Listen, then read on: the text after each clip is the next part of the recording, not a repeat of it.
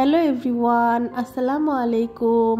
আমি Zerin, dream of Tasnim মম চ্যানেলে সবাইকে স্বাগত জানিয়ে নতুন দিনে নতুন একটি ব্লগ দেখার জন্য সবাইকে আমন্ত্রণ জানাচ্ছি। কাছে দূরে যে যেখান থেকে আমার আজকের ব্লগটি দেখছেন, আশা করছি সবাই ভালো আছেন, সুস্থ আছেন। আজকের ব্লগটি শুরু করেছিলাম সকালের নাস্তা বানানো থেকে। আজকে সকালবেলাটাতে একটু লেট করে ঘুম থেকে উঠেছি, শরীরটা একটু অসুস্থ, প্রচুর পরিমাণে ঠান্ডা লেগেছে, সেই জন্য ঘুম থেকে একটু দেরি করেই উঠেছিলাম। আর উঠে তারপরে তাড়াতাড়ি করে এই যে সকালের নাস্তাটা বানিয়ে নিচ্ছিলাম। সকালের নাস্তায় আজকে এই যে চাপড়ি বানিয়ে নিচ্ছিলাম আর কি। গোলা রুটিটা যেভাবে বানাই আমি সেভাবে করেই চাপড়ি বানিয়ে নিচ্ছিলাম। পেঁয়াজ মরিচ সব কিছু দিয়ে গোলাটা তৈরি করে নিয়ে তারপরে এই যেভাবে করে বানিয়ে নিচ্ছিলাম।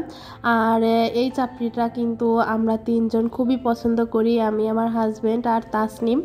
বিশেষ করে তো তাসনিমের এই চাপড়িটা বেশি পছন্দ, ও তো রুটির থেকে এই চাপড়িটাই বেশি পছন্দ করে। তো এই যে এক এক করে আমি সবগুলো চাপড়ি বানিয়ে নিচ্ছিলাম। আজকে প্রচুর পরিমাণে ঠান্ডা লেগেছে, সেই জন্য কথা বলতে গিয়ে কেমন জানি বেঁধে বেঁধে যাচ্ছে কথা একদম নাকের মধ্যে চলে গিয়েছে। এতটুকু ভয়েস দিতে গিয়ে কতবার যে ভয়েস কেটেছি আর কতবার যে দিয়েছি তার হিসাবও নেই। যাই হোক, যারা আমার ভিডিওটি দেখতে শুরু করেছেন তারা প্লিজ একটা লাইক দিয়ে দেখা শুরু করবেন। আপনাদের একটা লাইক আমার ভিডিওটি আরও কিছু সংখ্যক মানুষের কাছে পৌঁছে দিতে সাহায্য করবে, তাই প্লিজ আমার ভিডিওটিতে একটা লাইক দিয়ে দিবেন। আর যারা আমার ভিডিওটা আজকেই দেখছেন, আমার ভিডিওর কোথাও কোনো অংশ যদি একটু হলেও ভালো লেগে যায় তাহলে প্লিজ আমার চ্যানেলটি সাবস্ক্রাইব করে আপনার ছোট্ট বোন মনে করে আমার পাশেই থেকে যেতে পারেন। আর প্রতিনিয়ত যদি আমার ভিডিওগুলো দেখতে চান তাহলে অবশ্যই সাবস্ক্রাইব করার পাশাপাশি বেল আইকনটার অল অপশনটি চালু করে রাখবেন। এতে করে কিন্তু আমি যখনই ভিডিও আপলোড করব আপনাদের কাছে নোটিফিকেশন পৌঁছে যাবে আর আপনারা যখন ইচ্ছা দেখে নিতে পারবেন। এদিকে তো আপনাদের সাথে কথা বলতে বলতে সকালের নাস্তাটা রেডি করে নিয়েছি। এই যে চাপড়ি, ডিম পোচ আর আমার জন্য আমি দুধ চা বানিয়ে নিয়েছি। আর আপনাদের ভাইয়াকে দিয়েছি রং চা, সে রং চাটাই বেশি খায়। বেশ 2-1 দিন ধরে আমার ভিডিওতে নতুন নতুন সাবস্ক্রাইবার আসছে আমার চ্যানেলে। আর সেখান থেকে একটা আপু আমাকে এত পরিমাণে ভালোবাসা দিয়েছে তা বলার বাহিরে। আপুটার নাম ফাতেমা। সে আপুটা একদমই সাধারণ দর্শক, তার কোনো চ্যানেল নেই। আপুটা কমেন্ট করে বলেছিল যে আমার ভিডিও নাকি সে 2-3 বার করে দেখে, আমার ভিডিও নাকি তার অনেক ভালো লাগে। আপুকে জানাই অসংখ্য অসংখ্য ধন্যবাদ আমাকে এতটা সাপোর্ট করার জন্য। আচ্ছা যাই হোক, এখন একটু ভিডিও রিলেটেড কথা বলি। এই যে দুইটা চুড়ির সেট দেখতেছেন, এই চুড়ি দুইটা একটা আপুর অর্ডার ছিল। আর এই দুইটা চুড়ি কিন্তু আমার ফার্স্ট অর্ডার। ঝিনাইদা থেকে একটা আপু অর্ডার করেছিল, আপুটার নাম আফিফা মুস্তারিন। আপুর বাসা ঝিনাইদা।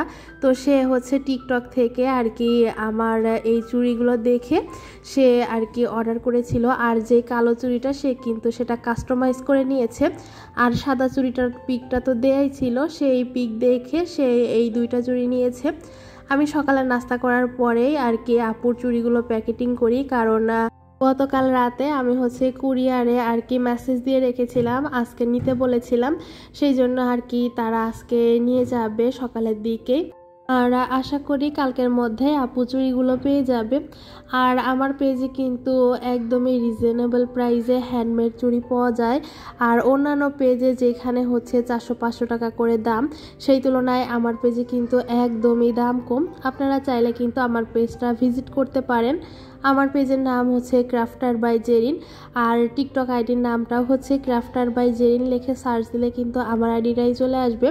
এছাড়াও আমি এই যে স্ক্রিনে দিয়ে দিচ্ছি, এটা আমার ফেসবুক পেজ, এখান থেকে আপনারা অর্ডার করতে পারেন, একদম রিজনেবল প্রাইসে পেয়ে যাবেন হ্যান্ডমেড চুড়ি।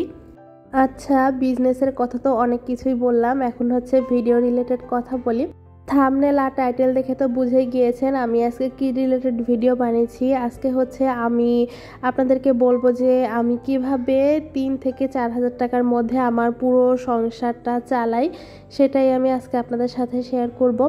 আর গত ভিডিওতে তো দেখিয়েছিলাম আমি একটা লিস্ট করেছি, লিস্ট অনুযায়ী কিন্তু আপনাদের ভাইয়া এই যে আমার যা যা বাজার লাগবে সেগুলো কিন্তু মোটামুটি নিয়ে চলে এসেছে। আপাতত আর কি যে জিনিসগুলো লাগবে, আর কিছু কিছু জিনিস যেগুলো যেগুলো ছিল সেগুলো তো আমি লিস্টে লিখিনি। এখানে মোট 2000 টাকার মতো বাজার আছে, আর এখানে কিন্তু সবগুলোই শুকনা বাজার আর কি, যা যা দরকার তাই 2137 টাকার বাজার এইখানে। আর এই বাজারটা কিন্তু আমার একদম 1 মাস চলে যাবে, কারণ আমরা দুইজন মানুষ, আমাদের দুইজন মানুষের কিন্তু এত বাজার লাগে না। অল্প কিছু বাজার হলেই কিন্তু আমাদের দুইজনের মোটামুটি ভালোভাবেই সংসার চলে যায়। যেই ভিডিওটাতে আমি লিস্ট করেছিলাম সেই ভিডিওটাতে একটা আপু কমেন্ট করেছিল যে 5 থেকে 6 হাজার টাকায় আপনি কিভাবে সংসার চালান, আমাদের তো 20-30 হাজার টাকায়ও সংসার চলে না। তো বোন, তোমাদের উদ্দেশ্যে বলছি, আসলে যার যতটুকু সামর্থ্য আছে সে তো ততটুকুর মধ্যে বাজার করবে, তাই না? আমার হাজব্যান্ডের বেতন যদি 10 হাজার টাকা হয়, আমি তো আর 15 হাজার টাকার বাজার করতে পারবো না। আমার হাজব্যান্ডের বেতন থেকে আমাকে বাজার করতে হবে, সেই সাথে কিছু সঞ্চয় করতে হবে, শ্বশুর শাশুড়িকে দিতে হবে, অন্যান্য তো আরও খরচ আছে, তাই না? তো আমার আয় যতটুকু সেই অনুযায়ী তো আমাকে ব্যয় করতে হবে, তাই না? আপনি বলেছেন 20-30 হাজার টাকার বাজার করেও নাকি আপনাদের পুরা মাস যায় না, হিমশিম খেয়ে যায়। আপনারা যদি 20-30 হাজার টাকার বাজার করেও হিমশিম খান, তাহলে আপনার হাজব্যান্ডের বেতন হয়তো বা 60 থেকে 70 হাজার টাকা, সেই জন্যই আপনারা এতটা খরচ করতে পারেন। কিন্তু ভাই, আমরা একদম নিম্নবিত্ত মানুষ, আমার হাজব্যান্ডের এত বেতনও নয়, আবার আমরা চাইলেও এত বিলাসিতা করতেও পারবো না। আমাদের অল্প আয়ে অল্পই কিন্তু ব্যয় করতে হবে। আর যারা আয় অনুযায়ী ব্যয় করে, আমার কাছে মনে হয় তারাই একমাত্র সুখী মানুষ, তাদের সংসারে কোনো অশান্তি নেই। আর আলহামদুলিল্লাহ, আমি 5-6 হাজার টাকার বাজার দিয়েও আলহামদুলিল্লাহ আমি ভালো আছি, সুখে আছি এবং ভালো মন্দ খাচ্ছিও। আমার কিন্তু অনেক কিছুই কেনাকাটা করতে হয় না, পেঁয়াজ রসুন শাকসবজি এগুলো কিন্তু আমরা বেশিরভাগ সময় পেঁয়াজ রসুনগুলো বাড়ি থেকে নিয়ে আসি, আর শাকসবজিগুলো আপনাদের ভাইয়া কিন্তু ছাদে এছাড়াও অফিসের মধ্যে চাষ করে, সেই জন্য কিন্তু আমাদের 5-6 হাজার টাকার বাজার হলেই হয়ে যায়। যেমন আজকে এই শুকনা বাজারগুলো করেছিল হচ্ছে 2000 টাকার, সেই সাথে কিন্তু চাল কিনেছিল 1700 টাকার, এখনও তো মাছ মাংসের বাজার বাকি আছে। তো আজকে মোট কিন্তু 4000 টাকার মতো আর কি বাজার করা হয়েছে। মাছ মাংসের বাজার কত টাকার করব, কিভাবে করব সেটা আমি এখনও বলতে পারছি না। মাছ মাংস কেনার পরে সেটা আপনাদের সাথে ইনশাল্লাহ শেয়ার করব।